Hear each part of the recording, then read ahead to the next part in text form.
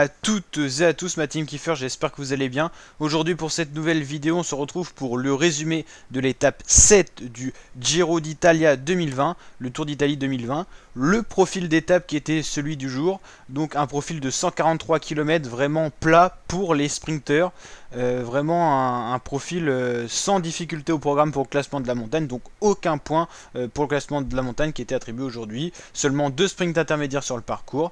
Alors comme chaque jour tout simplement on avait donc une échappée qui s'est créée, cette échappée qui a été rattrapée par le peloton qui a très bien géré pour arriver au sprint massif. Les 2 précédentes étapes de sprint ont été remportées par un seul coureur, le français, le champion de France, Arnaud Démare pour la Groupama FDJ. Il était donc le gros favori, la grosse tête de liste pour cette étape.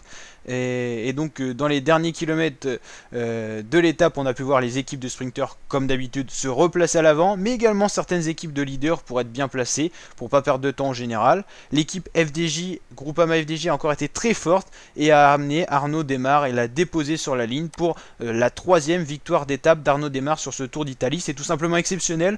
On dit souvent que le premier sprinter à gagner sur un grand tour prend l'ascendant psychologique, c'est souvent le cas. On a pu retrouver des Elia Viviani les précédentes années avec 5 victoires d'étape sur le Tour de France par exemple. On a pu retrouver des Cavendish avant ou encore des Greppel ou des Kittel. Et cette année sur le Giro d'Italia, c'est tout simplement Arnaud Démare devant aujourd'hui Peter Sagan. C'est quand même à préciser, Peter Sagan qui fait 2, Michael Matthews qui fait 3.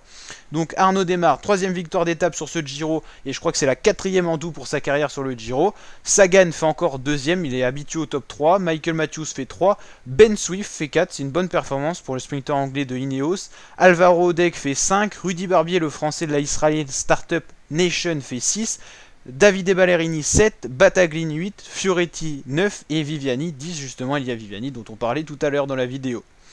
Donc encore une victoire d'Arnaud Démare. La prochaine étape sera une étape vallonnée, l'étape 8, donc normalement on ne devrait pas assister à ce genre de scénario pour notamment Arnaud Démare, mais plutôt à une course de mouvement avec possiblement des baroudeurs et des grimpeurs qui devraient aller chercher la victoire d'étape. En tout cas, n'hésitez pas à liker la vidéo si elle vous a plu et à vous abonner à ma chaîne YouTube pour d'autres vidéos de ce genre. Je vous dis à très bientôt pour de nouvelles vidéos. Ciao ma team!